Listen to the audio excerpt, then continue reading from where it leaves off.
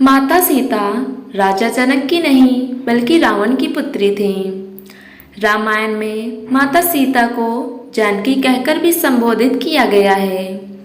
देवी सीता मिथिला के राजा जनक की पुत्री थी, इसलिए उन्हें जानकी भी कहा जाता है।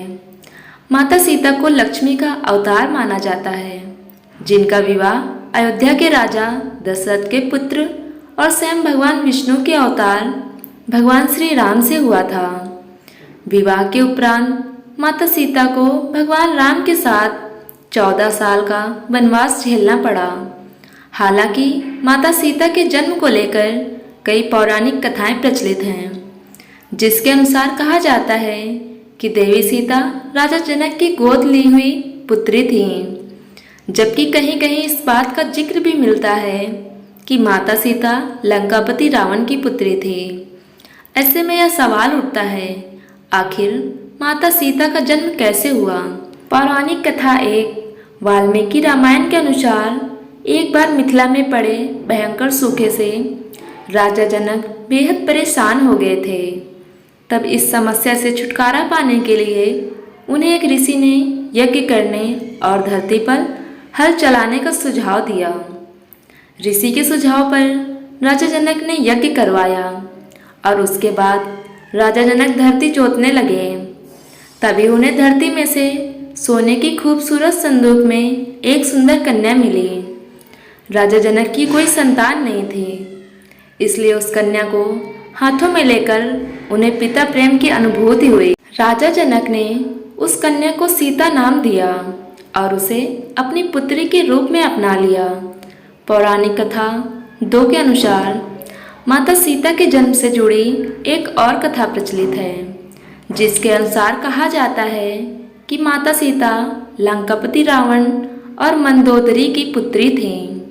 इस कथा के अनुसार सीता जी वेदवती नाम की एक स्त्री का पुनर्जन्म थी। वेदवती विष्णु जी की परम भक्त थी और वह उन्हें पति के रूप में पाना चाहती थी।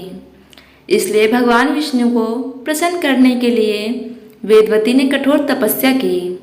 कहा जाता है कि एक दिन रावण वहां से निकल रहा था जहां वेदवती तपस्या कर रही थी, और वेदवती की सुंदरता को देखकर रावण उस पर मोहित हो गया। रावण ने वेदवती को अपने साथ चलने के लिए कहा, लेकिन वेदवती ने साथ जाने से इनकार कर दिया।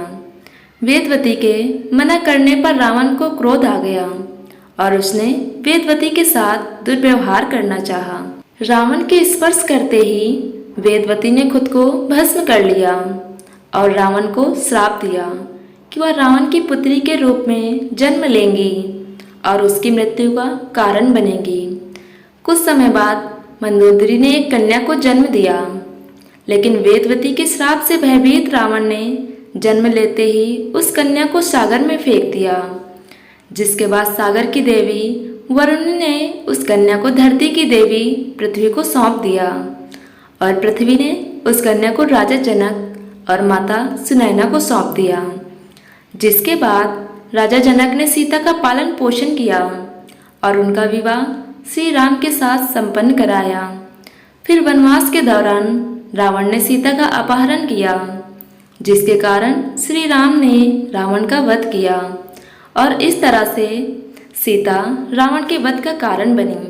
आपको वीडियो पसंद आई हो तो वीडियो को लाइक करें और चैनल को सब्सक्राइब करें। धन्यवाद।